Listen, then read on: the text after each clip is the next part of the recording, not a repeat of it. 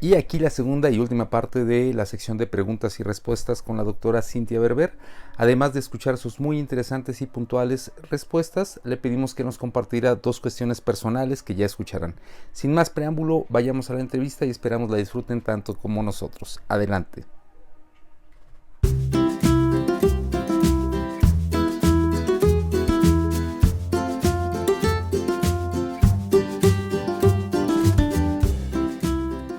Doctora, muy buenas tardes. De nueva cuenta aquí para darle continuidad y cierre a esta sección de preguntas y respuestas con relación a estrógenos, ¿no? Con relación a menopausia. Este lo Bueno, vamos a sí. dejar, no lo vamos a recordar. A estrógenos y menopausia. Claro, todo es un cierre y todo es un círculo y todo tiene sentido ahora. Muy bien, Así es. pues arranquemos con las preguntas que nos faltan. Ujú. La primera de este segundo bloque tiene que ver con mm, cómo se va retirando el sangrado. La pregunta es si se retira de repente o se va retirando poco a poco, o puede ser de cualquiera de estas dos formas. ¿Cómo es lo que pasa en la gran mayoría de los casos? Voy a empezar a explicar ahorita primero utilizando mi voz nada más y después vamos a ver una pequeña ilustración. Hay una cosa que se llama patrón de sangrado. Si bien la publicidad nos enseña de que deberíamos de arreglar cada 28 días, la verdad es que menos del 20% de las mujeres del planeta reglan cada 28. La mayoría de nosotras nos movemos de ciclos desde 21 días hasta 89 días. Los periodos de más de 35 días en las mujeres jóvenes, mujeres de menos de 30 años, hay que ir a revisión, pero bueno, desde 21 hasta 89 días es normal. Cada una de nosotras conocemos nuestro ciclo. Debemos de ir registrando, como sabemos, para saber cuál es mi periodo, cuál es mi ritmo. Puede ser de cada 28, cada 35, etcétera. ¿Qué puede pasar en la etapa de la menopausia? Como hay ciclos en donde ya no ovulamos, los estímulos hormonales, las señales hormonales ya no son las correctas. Entonces, ¿qué va a pasar? Si ya no ovulo, ya no tengo ese piquito hormonal de la ovulación y entonces ese piquito hormonal que era el que le avisaba al útero que tenía que arreglar, no se presenta y le puede llevar más tiempo entender que tiene que arreglar. Por lo tanto, los sangrados pueden irse separando cada vez más en el tiempo. Entonces, si antes era de cada 28, puedo comenzar a arreglar cada 35, cada 40, cada 60, cada 70 días. Y esto puede pasar durante un lapso de tiempo. Es decir, puedo comenzar a arreglar cada vez más lejos, más lejos, más lejos. Y de repente viene un tiempo en donde otra vez arreglo cada 28, cada 28, cada 28. ¿Por qué sucede esto? Vamos a ver la imagen para que lo podamos ilustrar un poquito mejor. En la imagen que tienen en la pantalla pueden ver que durante la etapa fértil el sangrado tiende a ir disminuyendo en su cantidad. Todas sabemos cuántas toallas, cuántos tampones, cuántas copas menstruales utilizamos durante nuestro periodo y es natural que vaya disminuyendo la cantidad y la duración del periodo. Y en la etapa de la menopausia, no sé si alcanzan a ver en la gráfica que es una fluctuación, es una grafiquita que sube y baja. Ya habíamos dicho que los estrógenos no es que nos apaguen el switch, sino que hay meses muy buenos, hay meses muy malos, hay meses muy buenos, hay meses muy malos. Fluctuamos y por lo tanto en la fluctuación puede haber estos periodos en donde se aleja el sangrado y luego vuelve a emparejarse. Se va alejando y vuelve a emparejarse. Ahora, 5% de las mujeres es como si tuvieran un switch. Nada más les bajan el switch y dejan de arreglar para toda la vida. Es súper raro, pero sí las hay. La gran mayoría nos movemos en fluctuaciones de cada vez se va alejando más y más y más. Luego se regulariza, se vuelve a espaciar hasta que definitivamente se retira el sangrado. Eso es lo que ocurre entonces en la gran mayoría de las mujeres, aunque si ocurriera de golpe, tampoco es motivo de alarma. De no, tampoco. Es perfectamente normal también, aunque muy raro. Ok, siguiente pregunta, doctora. ¿El peso de la persona va a influir en el sangrado? Yo me imagino que aquí es como en la cantidad, en lo abundante del sangrado o en los días que dura, va a afectar el peso de la persona en el sangrado. Y no sé si esto sea diferente en el periodo de vida fértil, de vida reproductiva premenopausia, pues, y cuando llega la menopausia, si también esto va a cambiar. Pero bueno, en concreto la pregunta es si el peso de la persona influye en el sangrado. Podemos tomar esta pregunta en dos sentidos. El peso influye en el sangrado y el sangrado influye en el peso. Es decir, la Ujú, menopausia tiene alguna influencia sobre el peso, sí, y también el peso va a tener influencia sobre el sangrado. Esto es en general para todas las edades. Lo que sucede aquí, ya habíamos mencionado ayer en una de las laminillas que los estrógenos también se producen o las células de grasa tienen la capacidad de producir estrógenos. Entonces, mientras más grasa tengamos, más posibilidad tenemos de tener una fuente extra de estrógenos. Entonces, ujú, si yo tengo sobrepeso u obesidad, tengo una fuente extraordinaria de estrógenos que me puede favorecer estos episodios de sangrado. En las mujeres que están en la edad fértil, genera sangrados entre menstruaciones, es decir, más sangrado del debido. Y en las mujeres en la etapa de la menopausia es una fuente extra de estrógenos y por lo tanto puede generar que la menopausia aparezca de manera más tardía o que la cantidad del sangrado se modifique. Ahora, ¿qué sucede con el peso en la etapa de la menopausia y por qué puede cambiar estos patrones? En la menopausia perdemos masa muscular. Ese es un fenómeno que se presenta y este peso, esta pérdida de proteínas, esta pérdida de músculo es más o menos, por decirlo de alguna manera, sustituido por peso en grasa. Por eso la mayoría de las mujeres en la menopausia notan un incremento en los gorditos o en la grasita. Sí, es real, pero una ventaja que tiene que se suba la cantidad de grasa o que el tamaño de los adipocitos crezca es de que eso lo podemos eliminar con ejercicio. Y con el mm. ejercicio vamos a regresar a nuestra musculatura normal. Entonces, con la actividad física podemos contrarrestar todos estos efectos de la grasa aumentada y de la pérdida muscular. Lo podemos volver a compensar. Va a ser un poquito más despacito que cuando teníamos 20 o 30 años, pero sí lo podemos lograr. Ese subidito de peso que tenemos en la menopausia no es permanente. Lo vamos a poder compensar, pero más o menos en 2 o 3 añitos. Entonces, no se me preocupen. Mientras se mantengan activas, todo eso se compensa. Ok, y más adelante vamos a retomar un poquito de la cuestión del peso. E igual, si quieres algunas recomendaciones en cuestión de peso durante la menopausia. Vamos a hacer una pausa. Ahora llegó rápido la pausa para tomar café porque urge tomar café. Ok, Mm. muy bien. Hecho, continuamos. Doctora, regresando a la informalidad y aquí a estos lugares de plática informal. Em, ¿Tienes alguna experiencia que tú consideres que haya sido tu mejor o más grata experiencia como médica o como especialista y que nos quieras compartir? Sí, te las voy a englobar. Son 3 experiencias súper veloz. La primera, el primer parto que atendí en mi servicio social en la Sierra Sur de Oaxaca. Casualmente estaba mi hermana ahí porque estaba de visita junto con otros de mis primos. La fiesta del pueblo afuera, el toro y todo lo demás, y yo adentro con mi paciente atendiendo el parto.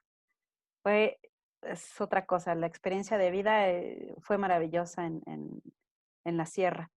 Y las otras 2 pacientes, 2 casos muy muy peculiares ya de especialista, una paciente especialmente grave que aparte era amiga nuestra, un caso que algunas de la familia ya lo han escuchado, una paciente muy, muy, muy, muy grave, que entramos o sea, en cuanto llegó a los 5 minutos ya estábamos en quirófano, estábamos operándola, sacándole a su bebé prematuro, estuvo en terapia intensiva como 2 semanas, pero me acuerdo perfectamente bien el momento en el que salí de quirófano y tanto Rachel, mi socia y yo, amigas de la paciente, y nos fuimos al piso y lloramos muchísimo porque pensamos que no lo iba a lograr, que habíamos hecho nuestro mejor esfuerzo, pero que no lo iba a lograr.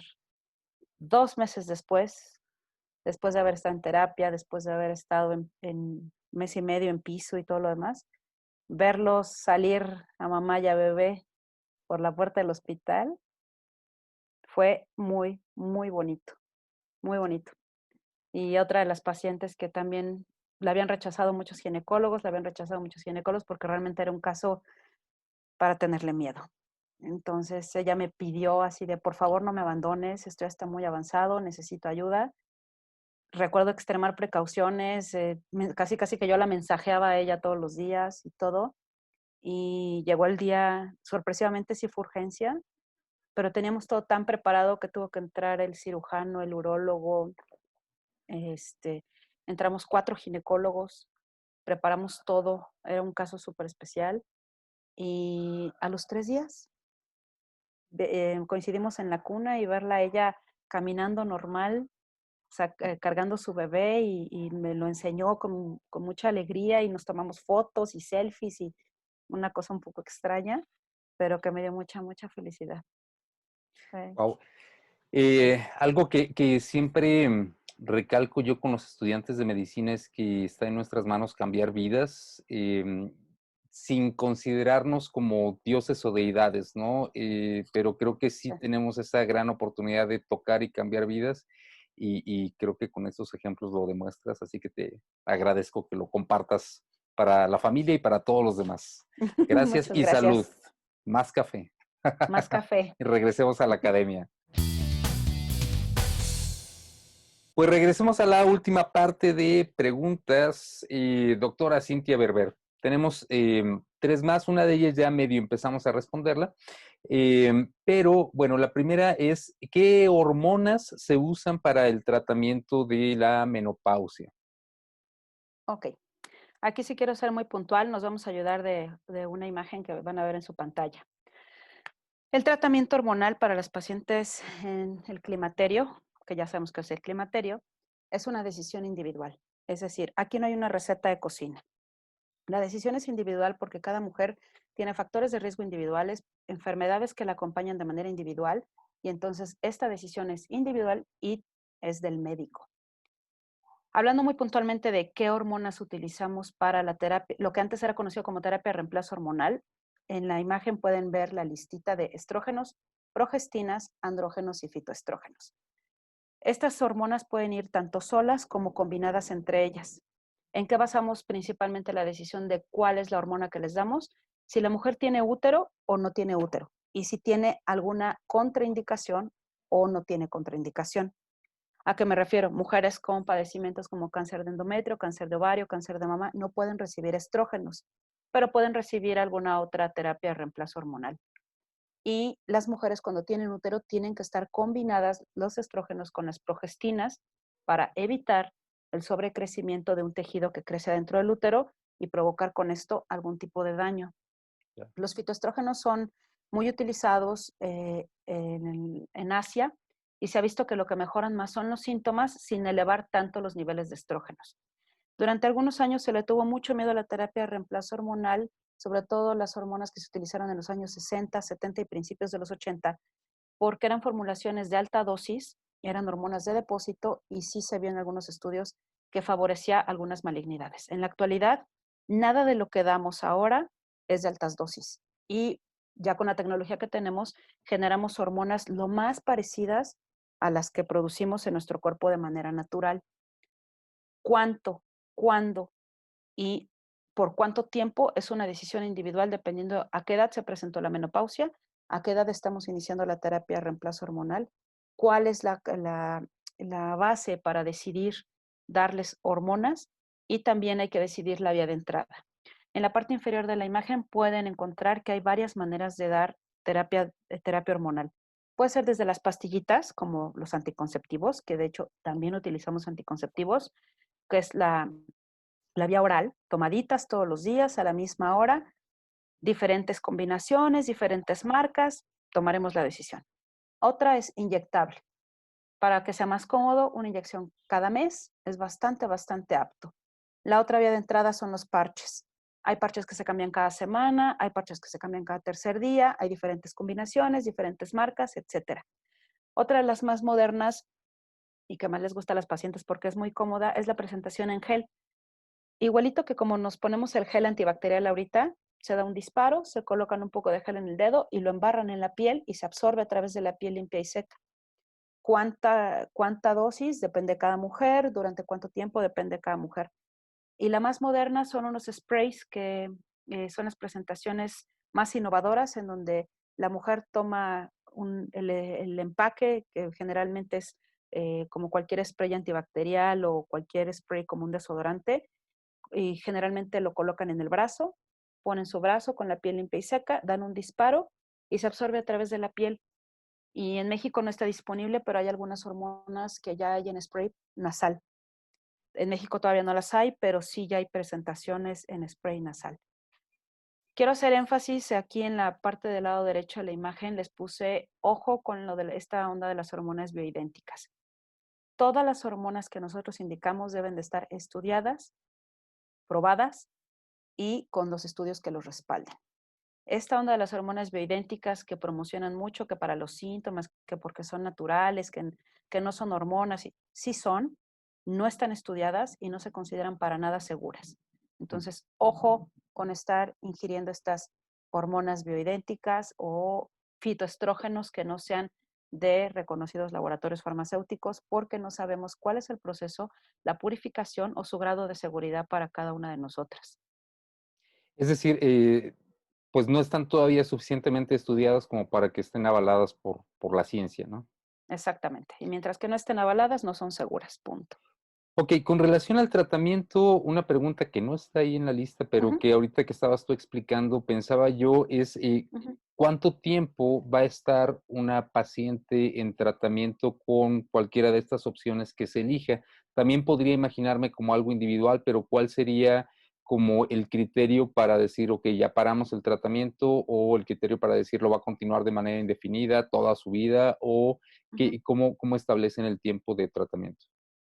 Si es una mujer que, por ejemplo, está antes de la edad regular de la menopausia y le tuvieron que quitar sus úteros y sus ovarios, es decir, es una menopausia antes de la edad que la esperamos, iniciamos el tratamiento hormonal y la continuamos en promedio hasta los 52, 55 años.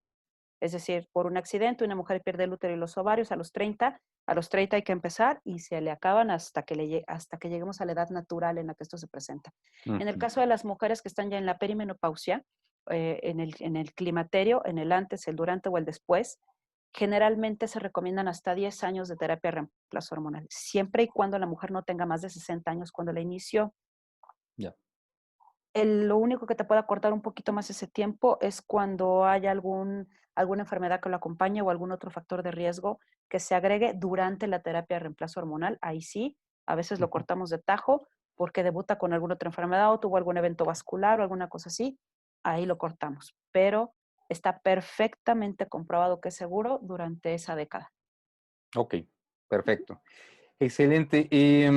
Y bueno, nada más como resumiendo, finalmente el tratamiento, amén de que es una decisión individual, es un traje a la medida de cada paciente, ¿no?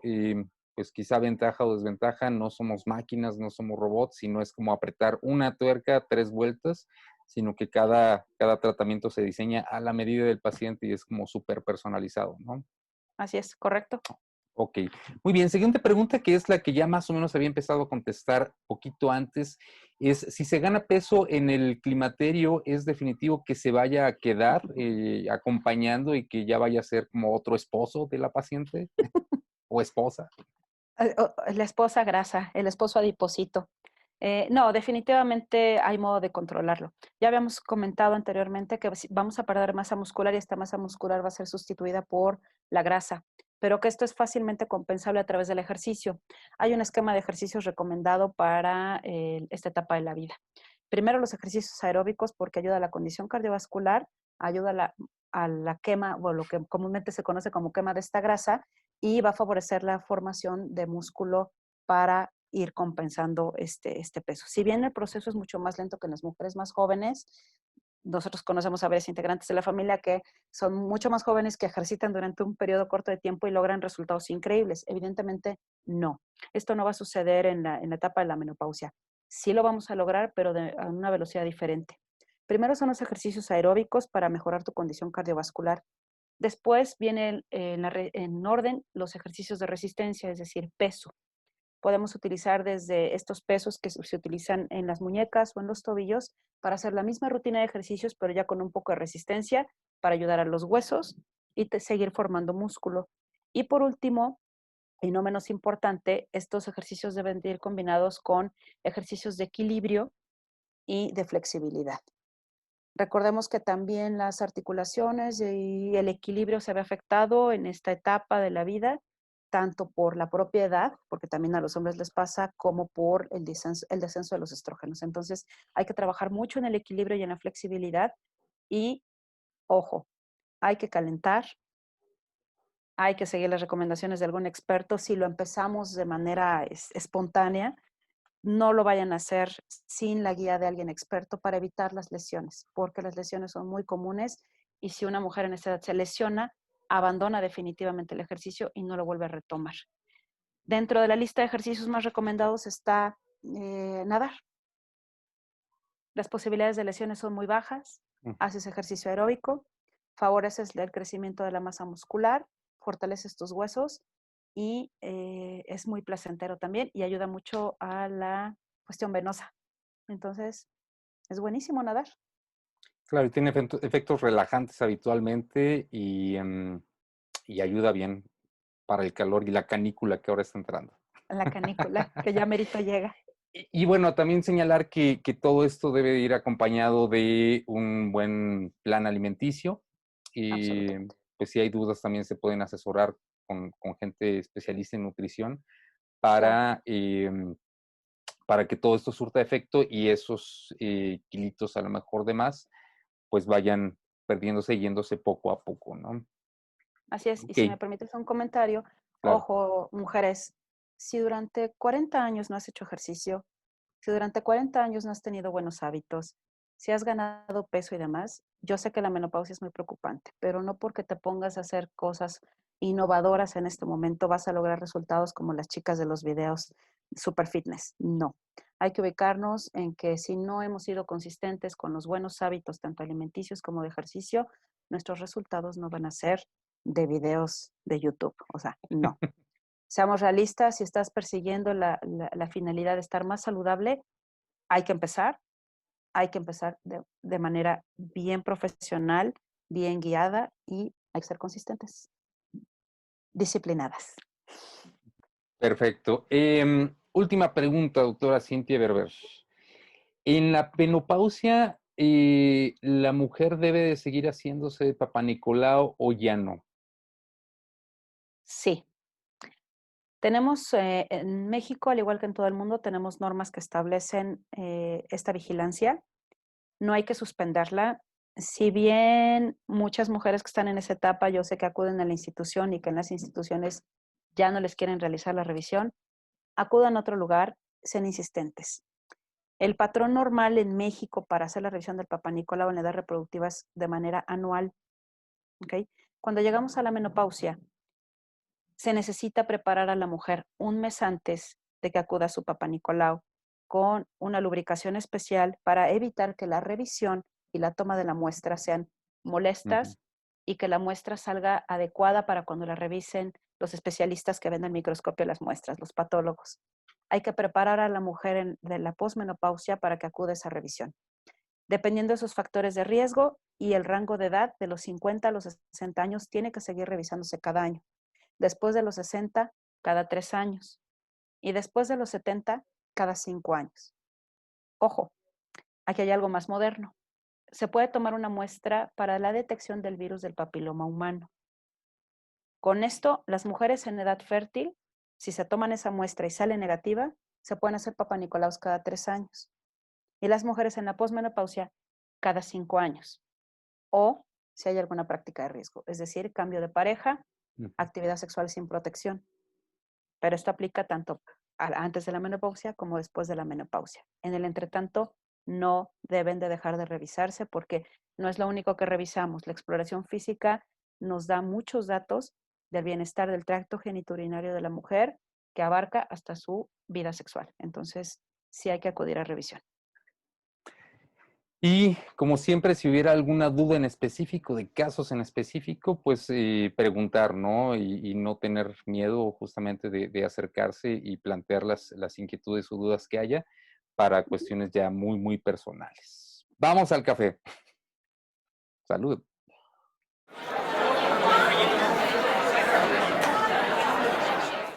Última pausa para hablar de cosas no médicas o Ujú. no específicamente académicas.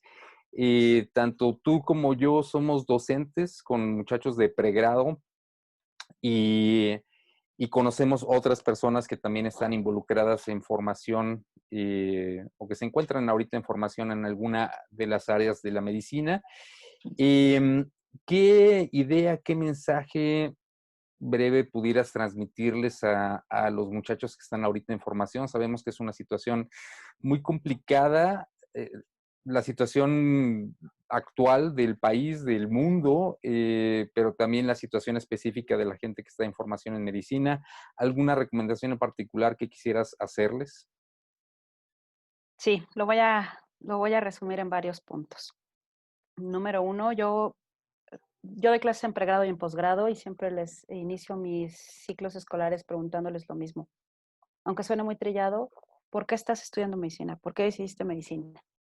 Si haces una verdadera reflexión, cada vez que estés cansado, cada vez que dudes, cada vez que flaquees, no importando el grado en el que estés, vuélvete a preguntar lo mismo. ¿Por qué estás aquí? ¿Qué te trajo aquí? Y con eso vas a recobrar fuerzas, te lo juro, que recobras fuerzas cuando recuerdas qué te trajo aquí. Y hay muchos momentos de flaqueza y habrá mucha gente que te haga dudar. No dudes. Aquí venimos a aprender. No venimos a satisfacer a nadie, porque aquí nadie sabe todo. Siempre vas a encontrar quien sabe más que el otro y más que el otro y más que el otro. Entonces, no trates de llenar los zapatos de nadie. Rétate a ti mismo, tú eres el que está estudiando, tienes que estudiar para superarte a ti. Y ahí va otro punto. No se pone más fácil, nada más te haces más fuerte. Y eso se aprende con el tiempo. No desistas, aunque te hagan dudar. No desistas. Sí se puede. Y esto creo que aplica no nada más para medicina, para lo que sea. Si realmente es tu sueño, si realmente lo quieres hacer, nadie dijo que iba a ser fácil, pero sí te vas a hacer más fuerte. Claro que sí. Pues te agradecemos mucho. Sí, yo creo que estos dos puntos aplican para toda la vida y para todas las vidas. Tanto recordar por qué se están haciendo las cosas como no desistir y saber que uno se va haciendo fuerte conforme pasa el tiempo, ¿no? Porque efectivamente las cosas cada vez se van poniendo más complicadas, pero pues si uno se mantiene es muy probable que vaya dominando a esa fiera. Así es. Así es, y no dejar de lado la humanidad. Una cosa mala que Así tiene es, medicina es de que nos suben mucho el ego. No te subas al tabique, claro. bájate del tabique. Muy bien, excelente. Pues vayamos al cierre de esto. Gracias.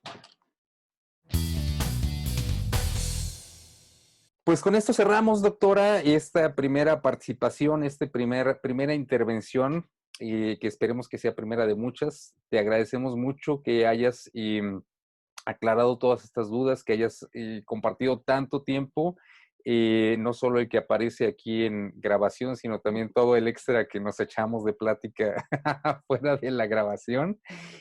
Ha sido sumamente agradable, sumamente placentero. Yo creo que queda el precedente muy, muy agradable como para que podamos continuar con el proyecto, tanto dentro de la familia como fuera de la familia. Entonces, te agradecemos que hayas sido la madrina del proyecto.